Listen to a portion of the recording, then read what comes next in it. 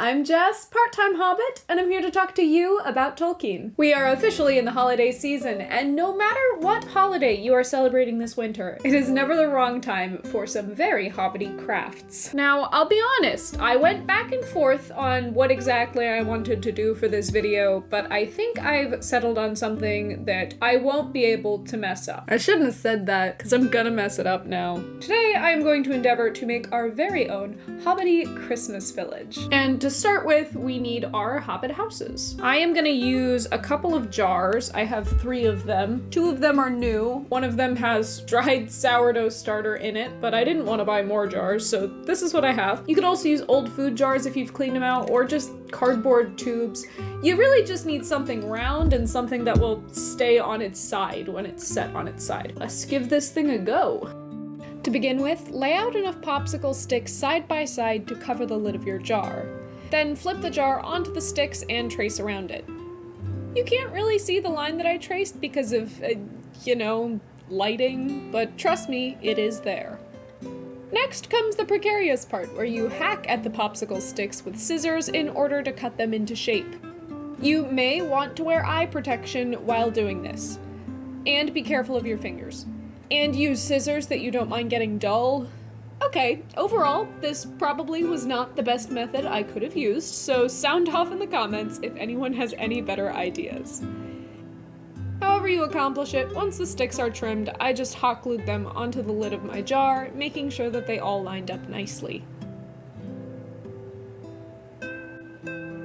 You can color in your doors however you want. A marker or a Sharpie would work well, or acrylic paint, but I just used a colored pencil.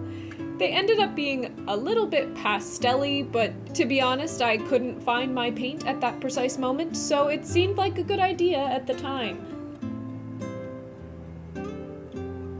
Then this baby just needs a doorknob, so I used a wooden bead attached with hot glue, but any little round thing would do, even if it was just drawn on with a marker.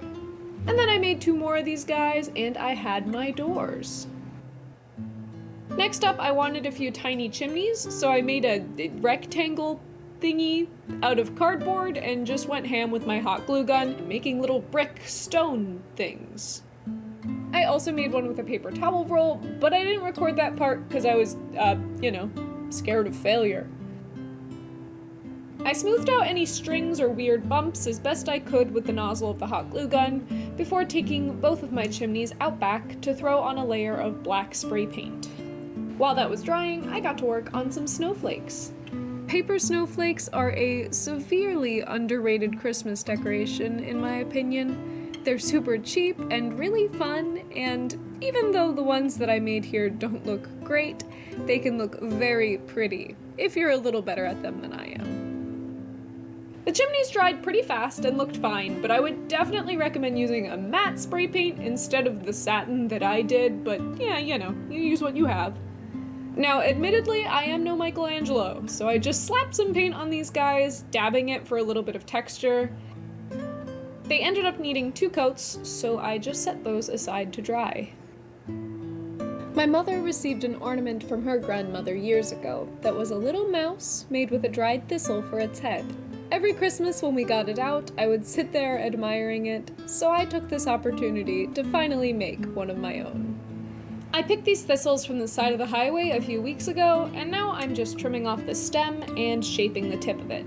You may want to wear gloves for this part, or, like me, you will end up with dozens of tiny thorns in your fingers. I filled a circle of fabric with polyfill and tied it off with a tiny rubber band to make a little body, and just hot glued the head on. To cover up the neck, I added in a bit of seasonally appropriate ribbon tied in a bow.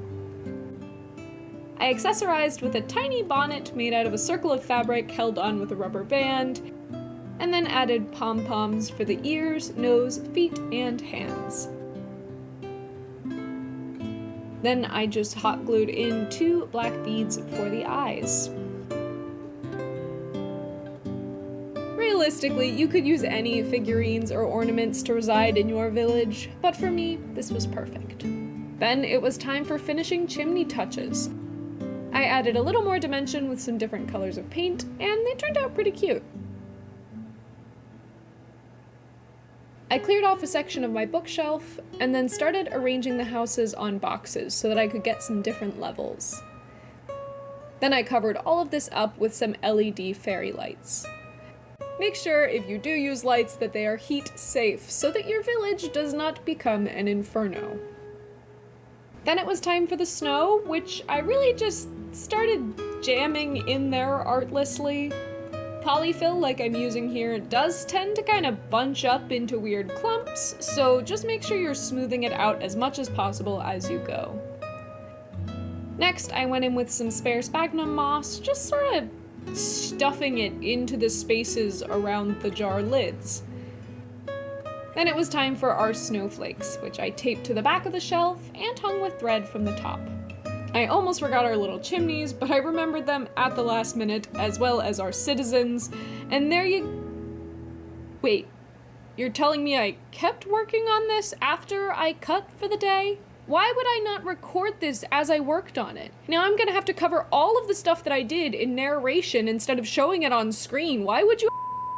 Okay, so I didn't do any of this on camera, sue me, but I hung up a little backdrop of blue fabric with tape, added in some teeny tiny fake foliage, and command stripped a jerry-rigged thrift store picture frame to the outside of it. And with that, and some finishing adjustments, my snow-laden Hobbiton was complete.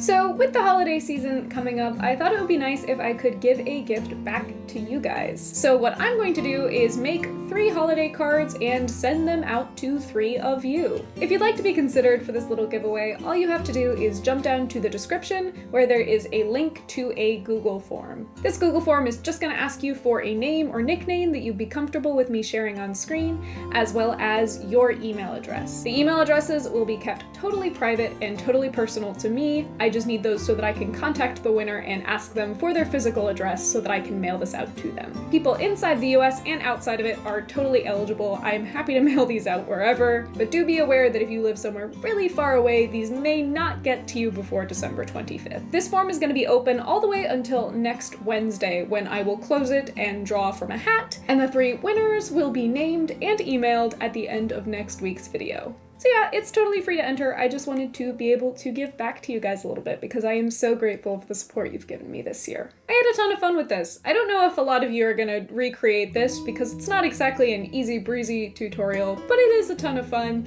and it can be made with stuff you have around the house. If any of you do try this out, please feel free to share it with me, either via my business email or on my Instagram, both of which are linked in the description. Be sure to like this video if you enjoyed it and share it with a friend, and make sure that you subscribe if you enjoy the kind of stuff I'm doing over here on this channel. Thank you all so much for watching, and I hope that you all have a very happy Hobbit-y day.